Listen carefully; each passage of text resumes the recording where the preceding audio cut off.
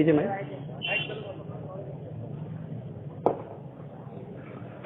محترم حضرات، اذان کی وجہ سے بیچ میں پروگرام روکا گیا، تو میں عرض یہ کر رہا تھا کہ نبی اکرم صلی اللہ علیہ وسلم سے محبت ہم اس لیے بھی کرتے ہیں کیونکہ آپ ہم سے محبت کرتے تھے، اور ہم آپ سے اس لیے بھی محبت کرتے ہیں کیونکہ آپ نے بہت ساری رسوم و رواج سے، بہت ساری پیڑھیوں سے ہمیں اور آپ کو آزاد کیا۔ اللہ تبارک و تعالیٰ سورہ اعراف کی آیت نمبر 157 میں فرماتا ہے، الذين يتبعون الرسول النبي الأمي الذي يجدونه مكتوبا عندهم في التوراة والإنجيل۔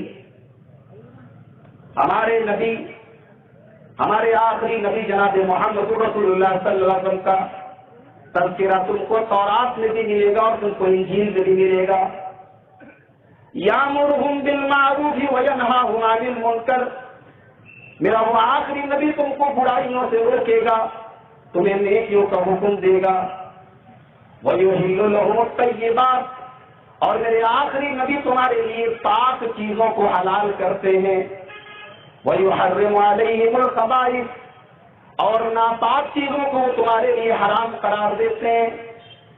وَيَضَعُ عَنْهُمْ إِصْرَهُمْ وَالْأَغْلَالَ الَّتِي كَانَتْ عَلَيْهِمْ، اور اللہ کے آخری نبی میں تمہارے اوپر جو بوجھ سے، جو پیڑیاں تھی، رسم و رواج کی جو بندشیں تھی، ان بندشوں سے تو انہوں نے تمہیں آزاد کیا ہے، ان بوجھوں سے تمہیں آزاد کیا ہے، تمہارے کندھوں سے ان بوجھوں کو اتارا ہے۔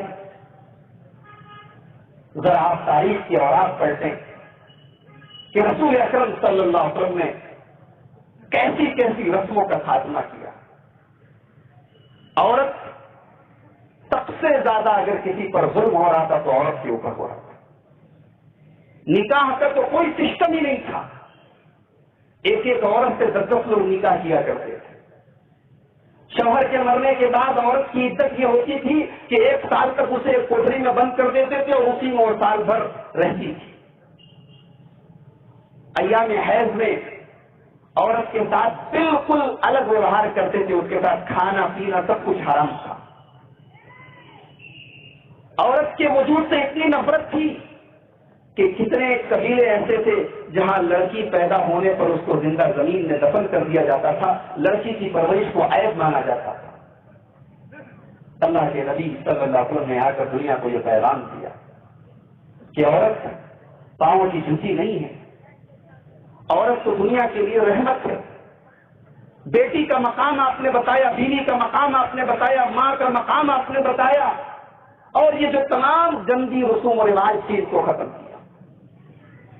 اسی لیے دنیا کا ایک اسلام ہی وہ واحد دین ہے کہ جس دین کے اندر کوئی فالتو قسم کی رسم نہیں ہے۔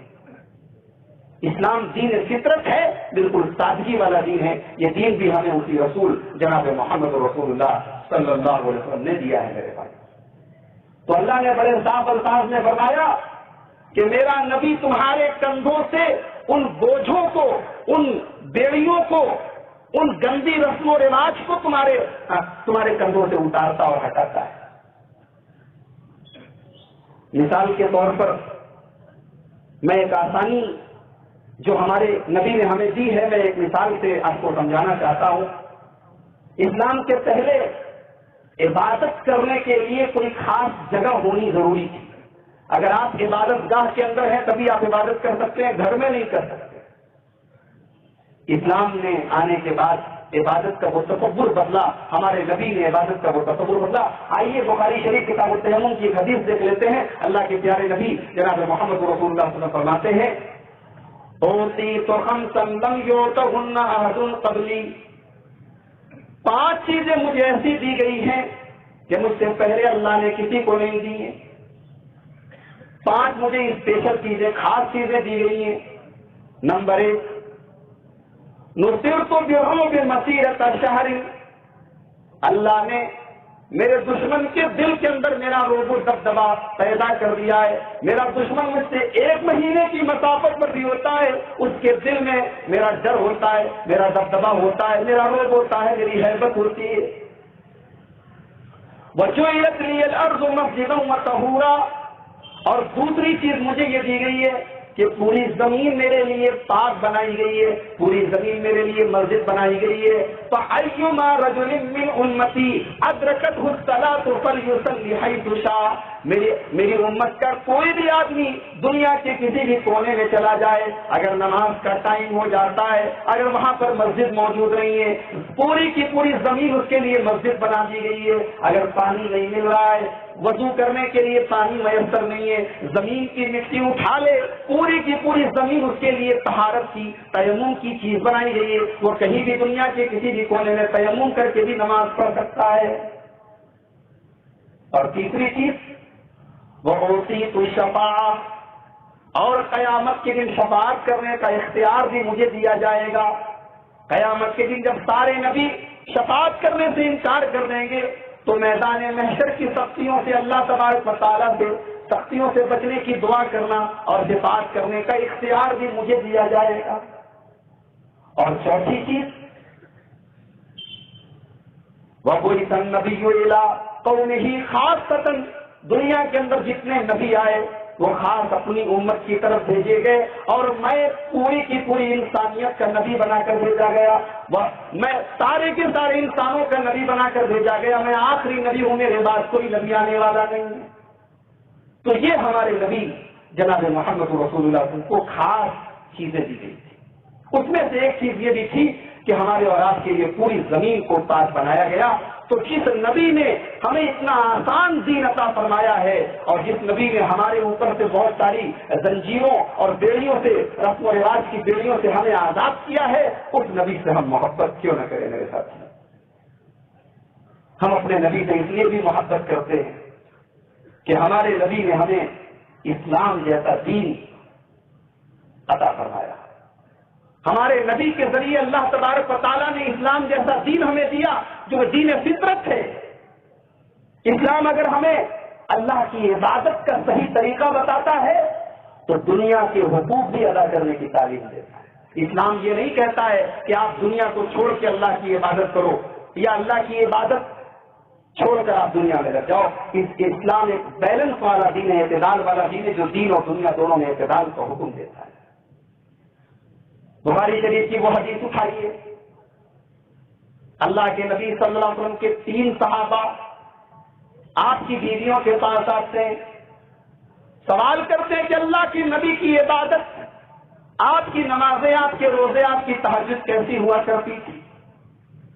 نبی اکرم صلی اللہ علیہ وسلم کی بیویوں نے بتایا انہیں اللہ کے نبی کی عبادت کم محسوس ہوئی. انہیں لگا کہ اللہ کے رسول تو بہت کم عبادت کرتے ہیں. جب انہیں یہ محسوس ہوا تو ان تینوں نے آپس میں مشورہ کر کے کہا این نحن من النبی صلی اللہ علیہ وسلم، کہاں ہم اور کہاں اللہ کے رسول صلی اللہ علیہ وسلم. اللہ کے رسول تو بخشے بخشائے ہیں، ہم گنہگار ہیں، لہذا ہمیں عبادت اور زیادہ کرنے کی ضرورت ہے. اللہ کے رسول صلی اللہ علیہ وسلم کی عبادت تو اتنی ہوتی کہ ان کا کام چل جاتا تھا، لیکن ہمیں اور عبادت کرنی پڑے گی. اب ان تینوں صحابہ میں سے ایک صحابی نے کہا کہ میں آج کے بعد کبھی رات میں آرام نہیں کروں گا، پوری رات عبادت کروں گا. دوسرے صحابی نے کہا کہ میں آج کے بعد ہمیشہ روزہ رکھوں گا، کبھی بے روزہ نہیں رہوں گا. تیسرے نے کہا وَأَنَا لَا أَتَزَوَّجُ النِّسَاءَ، میں شادی ہی نہیں کروں گا. نبی اکرم کو پتا چلتا ہے، نبی اکرم ان تینوں صحابہ کو بلاتے ہیں اور آپ ان سے سوال کرتے ہیں کہ کیا آپ لوگوں نے ایسی بات کہی ہے؟ وہ تینوں کہتے کہ ہاں اللہ کے نبی ہم نے ایسی بات کہی ہے.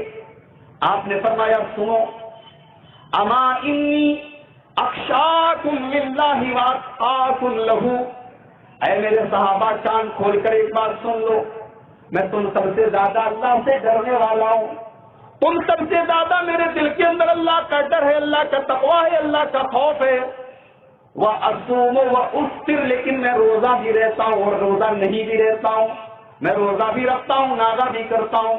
وَأُصَلِّي وَأَرْقُدُ، میں نماز بھی پڑھتا ہوں، رات میں تہجد بھی پڑھتا ہوں اور آرام بھی کرتا ہوں، وَأَتَزَوَّجُ النِّسَاءَ، اور میں نے نکاح بھی کیے ہیں، میں نے شادیاں بھی کی ہیں، میرے بیوی بچے بھی ہیں۔ فَمَن رَغِبَ عَن سُنَّتِي فَلَيْسَ مِنِّي، یہی طریقہ میرا ہے، یہی طریقہ محمد رسول اللہ کا ہے۔ میں نے انسانیت کے حقوق مار کے اللہ کی عبادت کرنے کا طریقہ نہیں سکھایا۔ میری یہ تعلیم نہیں ہے کہ بال بچوں کو چھوڑ کے، گھر پریوار کو چھوڑ کر تم اللہ کی عبادت کرو، نہیں نہیں، جو طریقہ میں نے بنایا ہے، جو طریقہ میں نے بتایا ہے، جو میری سنت ہے، جو میرا طریقہ ہے، اسی پر رہو گے تو ہدایت پر رہو گے، اور اگر اس کو چھوڑو گے تو تمہارا مجھ سے کوئی تعلق نہیں ہے۔ اس نبی اکرم صلی اللہ علیہ وسلم سے ہمیں اس لیے بھی محبت ہے، ہمیں اپنے نبی سے اس لیے بھی محبت ہے کہ ہمارے نبی نے ایک ایسا دین فطرت ہمیں اور آپ کو عطا فرمایا۔ ہمیں اپنے نبی سے محبت اس لیے بھی ہے کیونکہ اللہ نے ہمارے نبی کو رحمت للعالمین بنا کر بھیجا ہے، ساری کائنات کے لیے رحمت بنا کر بھیجا ہے۔ وما ارسلناک الا رحمتا للعالمین، اے نبی ہم نے آپ کو ساری کائنات کے لیے، سارے جہانوں کے لیے رحمت بنا کر بھیجا ہے۔ ہمارے نبی صرف اپنوں کے لیے نہیں، اپنے دشمنوں کے لیے بھی رحمت ہے، غیروں کے لیے بھی رحمت ہے۔ دنیا میں اس کی مثال کم ملتی ہے، آدمی جب اپنوں کی بات آتی ہے تو رحمت کا سلوک کرتا ہے، جب دوسروں کی بات آتی ہے یا دشمن کی بات آتی ہے تو دشمن کے لیے نرم دلی اور محبت کا تصور دنیا میں نہیں پایا جاتا۔ لیکن ہمارے نبی سب کے لیے رحمت بنا کر دیتے ہیں، یہاں تک کہ ہمارے نبی جانوروں کے لیے بھی رحمت بنا کر دیتے ہیں۔ ذرا حدیث اٹھائیے ابو داؤد کتاب الجہاد کی، حضرت عبداللہ ابن جعفر صحابی رسول ہیں، کہتے ہیں کہ میں اللہ کے رسول صلی اللہ علیہ وسلم کے ساتھ ایک مرتبہ جا رہا تھا، راستے میں آپ قضاء حاجت کرنے کے لیے ایک جگہ رکے اور ایک باغ کے اندر آپ گئے، وہاں پر نبی اکرم صلی اللہ علیہ وسلم نے اونٹ کو دیکھا، اونٹ کی آنکھوں سے آنسو بہ رہے ہیں، اللہ اکبر۔ اونٹ نبی اکرم کو دیکھ کر، رسول رحمت کو دیکھ کر، ایک اونٹ جو جانور ہے، جو بے زبان جانور ہے، اونٹ کی آنکھوں میں آنسو آ گیا۔ نبی اکرم صلی اللہ علیہ وسلم اس اونٹ کو تھپتھپاتے ہیں، اس اونٹ کو تھپتھپاتے ہیں، اپنا کان اس اونٹ کے پاس لے کر جاتے ہیں اور وہ اونٹ اپنی تکلیف کا اظہار پیارے نبی سے کرتا ہے۔ اللہ کے نبی صلی اللہ علیہ وسلم اپنے صحابہ کو بلاتے ہیں، پوچھتے ہیں من رب ھذا الجمل، اس اونٹ کا مالک کون ہے؟ ایک صحابی آگے بڑھتے کہتے ہیں اللہ کے رسول میں اس اونٹ کا مالک ہوں، یہ اونٹ میرا ہے۔ آپ نے فرمایا کہ یہ اونٹ مجھ سے تمہاری شکایت کر رہا تھا، یہ اونٹ بتا رہا تھا کہ تم اس کے اوپر ظلم کرتے ہو، اس سے کام زیادہ لیتے ہو، اس کو بھوکا رکھتے ہو، آج کے بعد اس اونٹ کا خیال رکھنا، یہ اونٹ تمہاری شکایت میں سے کر رہا۔ میرے پیارے بھائیوں ذرا آپ اندازہ لگائیے کہ اللہ کے نبی صلی اللہ علیہ وسلم ایک اونٹ کے لیے، ایک جانور کے لیے رحمت تھے۔ ایک اور واقعہ دیکھیے، یہ بھی ابو داؤد کتاب الجہاد کے اندر موجود ہے۔ رسول اکرم صلی اللہ علیہ وسلم صحابہ کے ساتھ جا رہے ہیں، اچانک ایک جگہ صحابہ کرام نے ایک لال چڑیا کے انڈوں کو دیکھا، اس کا گھونسلہ رکھا تھا، اس میں انڈے رکھے ہوئے تھے، انڈے لے لیے۔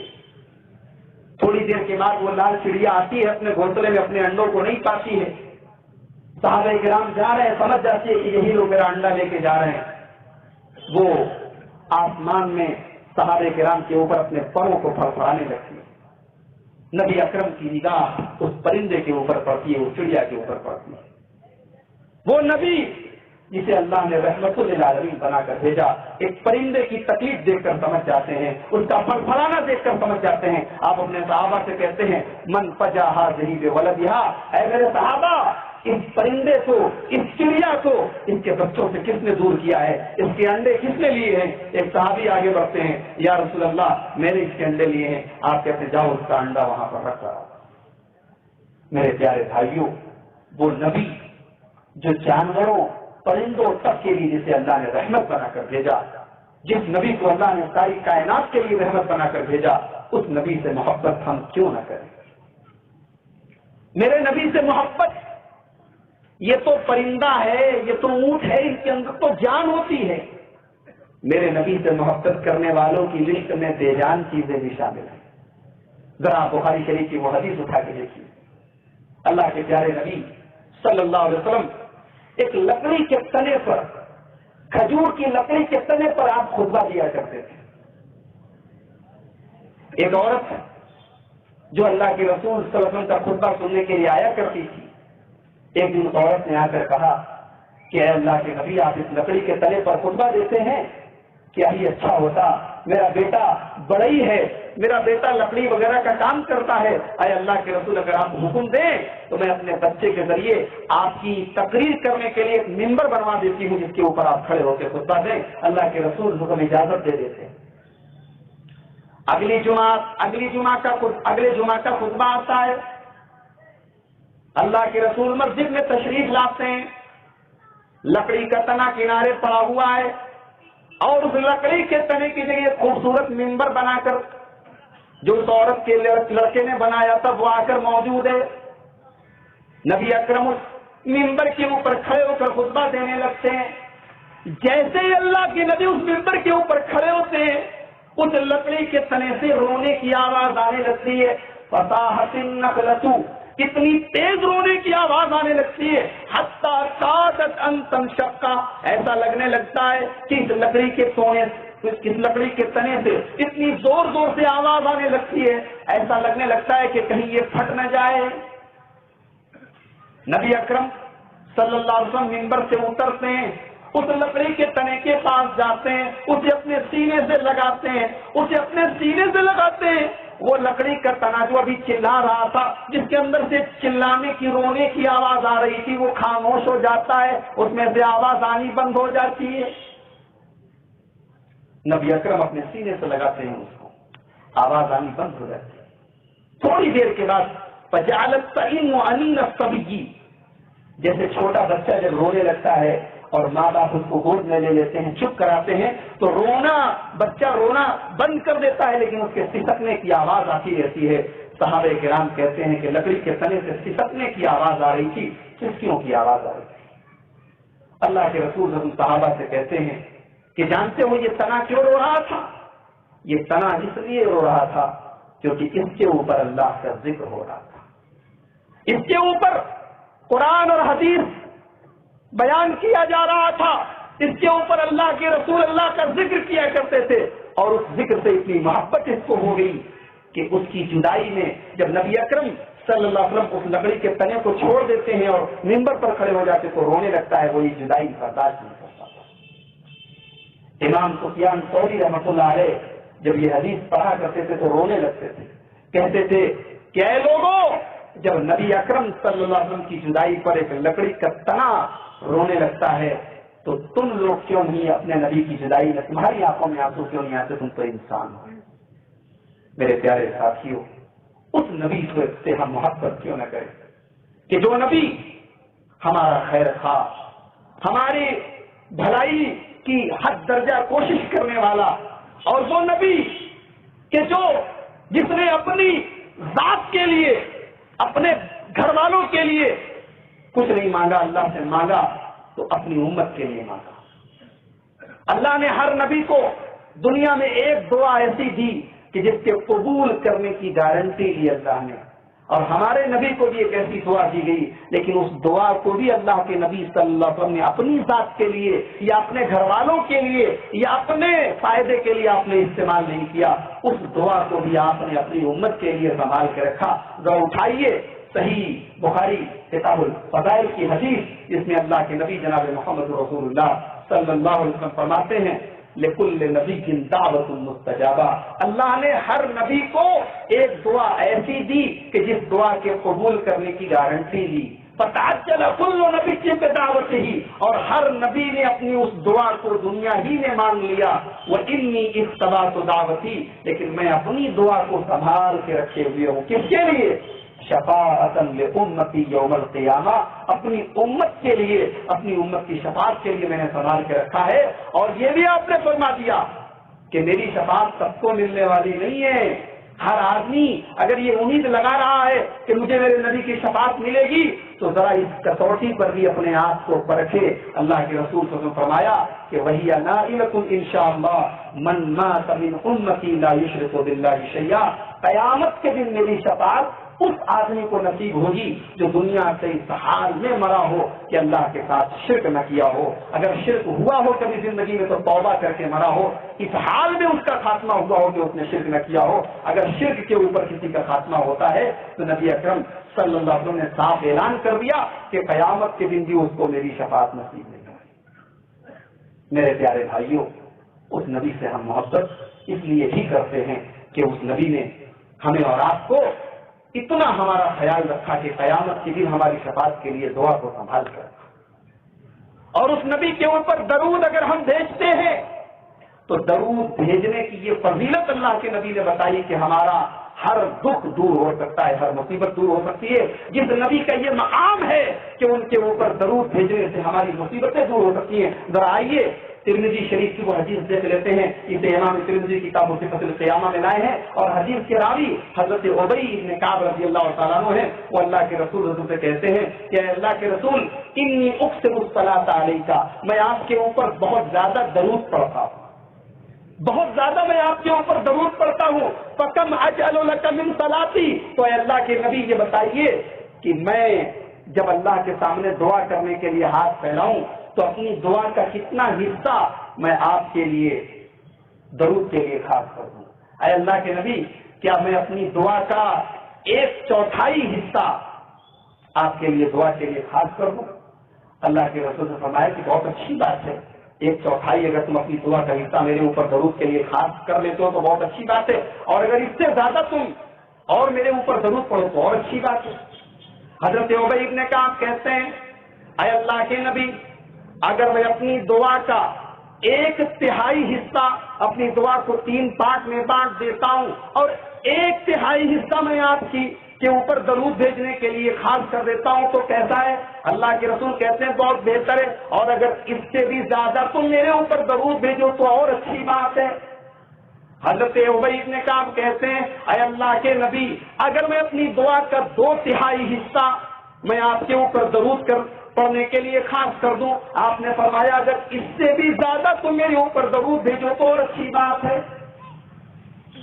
آپ نے فرمایا اگر تم 2/3 حصے سے بھی زیادہ اگر میرے اوپر درود بھیجتے ہو، اذن تخفى حمک ویغفر لک ذنبک، تمہارے گناہ بخش دیے جائیں گے اور تمہاری مصیبتیں پریشانیاں دور ہو جائیں گی۔ جس نبی کا یہ مقام ہے اور جس نبی کی یہ فضیلت ہے کہ نبی اکرم صلی اللہ علیہ وسلم کے اوپر درود بھیجنے سے ہمارے گناہ معاف ہوتے ہیں، میرے پیارے ساتھیوں ہماری مصیبتیں دور ہوتی ہیں، ہم اس نبی سے دل و جان سے محبت کریں۔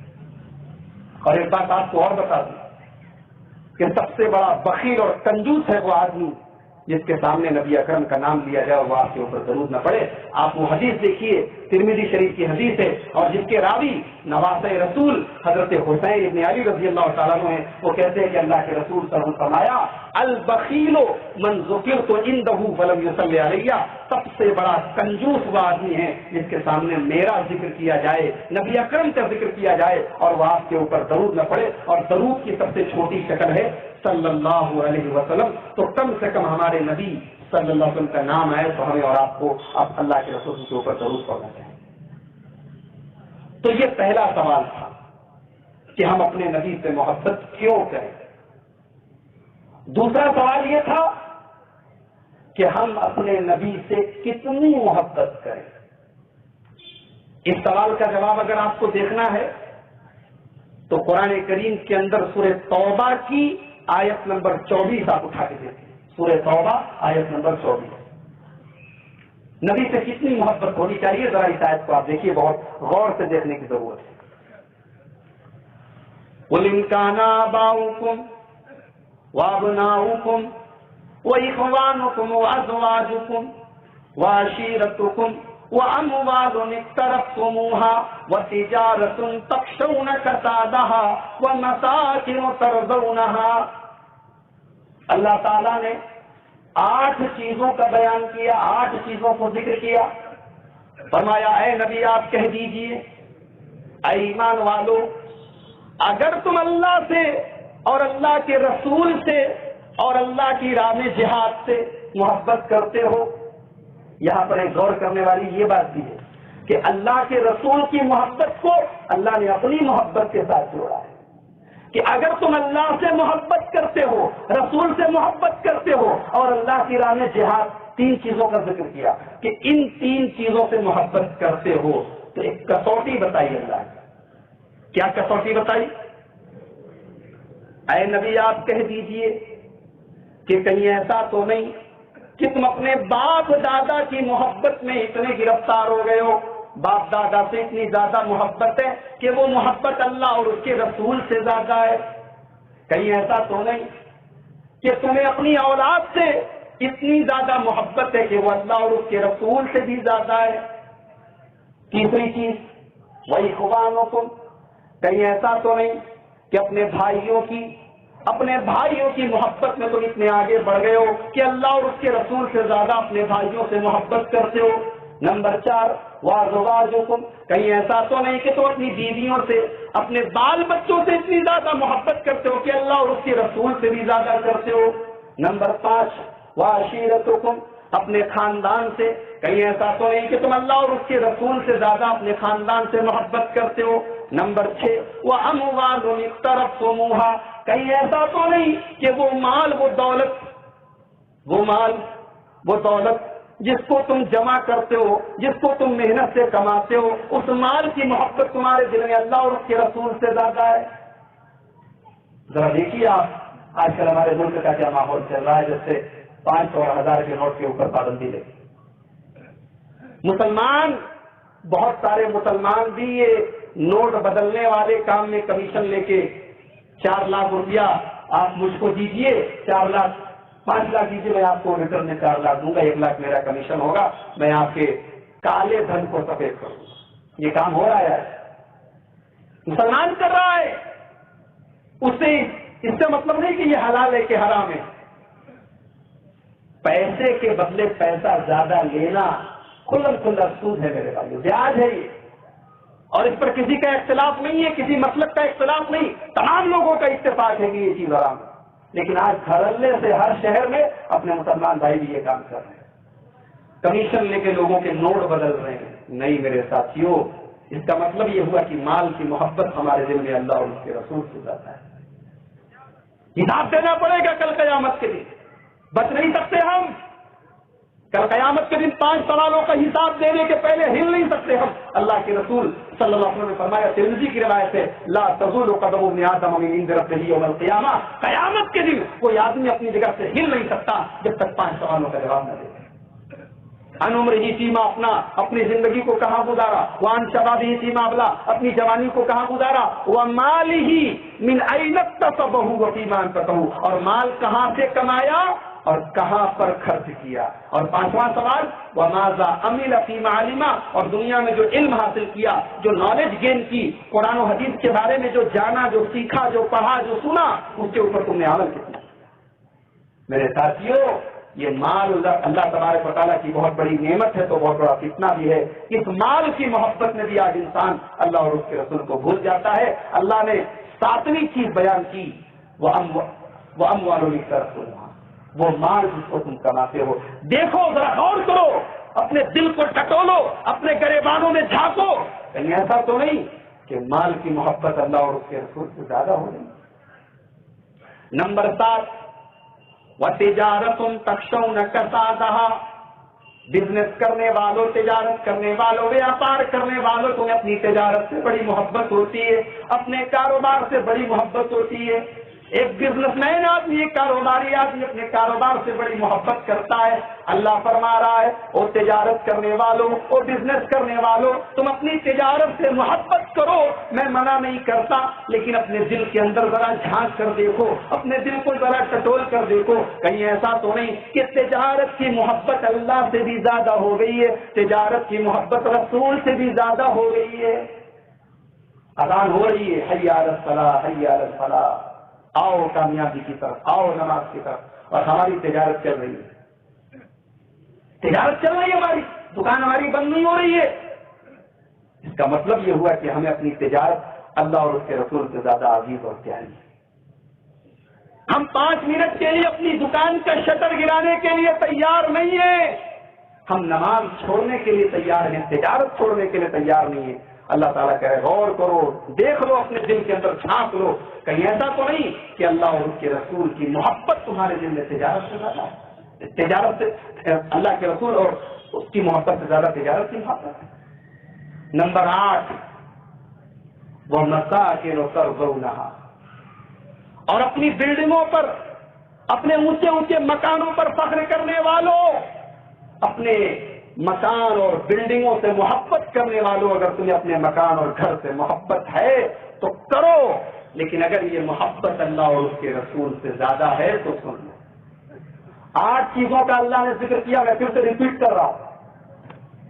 اگر آپ کے اندر آپ کے باپ دادا کی محبت، آپ کی اولاد کی محبت، آپ کے بھائیوں کی محبت، آپ کی بیویوں کی محبت، آپ کے خاندان کی محبت، آپ کے مال کی محبت، آپ کی تجارت کی محبت، آپ کے گھر بار کی محبت، اللہ اپنے نبی سے اعلان کروا رہا ہے، احب الیکم من اللہ ورسولہ وجہاد فی سبیلہ۔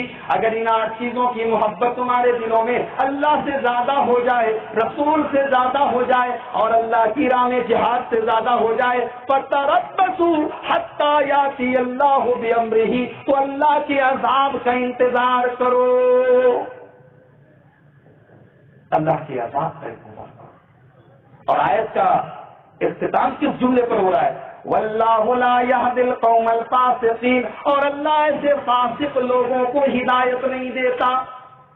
جس آدمی کے دل میں اللہ کے رسول سے زیادہ اس کی اولاد کی محبت پیدا ہو جائے، جس آدمی کے دل میں اللہ کے رسول سے زیادہ مال کی محبت پیدا ہو جائے، جس آدمی کے دل میں اللہ کے رسول سے زیادہ اس کی بیوی کی محبت پیدا ہو جائے، قرآن کہہ رہا ہے ایسا آدمی فاسق ہے، ایسا آدمی اللہ کا نافرمان ہے، اور ایسے آدمی کو اللہ ہدایت نہیں دیتا۔ تو رسول سے کتنی محبت کریں؟ اولاد سے زیادہ، ماں باپ سے زیادہ، خاندان سے زیادہ، مال و دولت سے زیادہ، تجارت سے زیادہ، گھر بار سے زیادہ۔ لیکن ابھی بھی ایک چیز رہے گی، کیا اپنے رسول سے اپنی جان سے بھی زیادہ محبت کرے؟ ذرا بخاری شریف کے حدیث اٹھا کے دیکھیے، نبی اکرم صلی اللہ علیہ وسلم صحابہ کے ساتھ بیٹھے ہوئے، عمر فاروق بھی آپ کے ساتھ میں، عمر فاروق اللہ کے رسول صلی اللہ علیہ وسلم کا ہاتھ پکڑے ہوئے ہیں اور کہتے ہیں بڑے پیار سے، بڑے ادب سے کہتے ہیں، لَأَنْتَ أَحَبُّ إِلَيَّ مِنْ كُلِّ شَيْءٍ، اے اللہ کے رسول میں تمام چیزوں سے زیادہ آپ سے محبت کرتا ہوں، إِلَّا مِن نَفْسِي، لیکن اپنی جان سے زیادہ نہیں کرتا۔ اے اللہ کے رسول جان سے زیادہ نہیں کرتا، جان کو چھوڑ کر میں ہر چیز سے زیادہ آپ سے محبت کرتا ہوں۔ بخاری شریف کے الفاظ ہیں، نبی اکرم نے فرمایا، لا والذی نفسی بیدہ، اے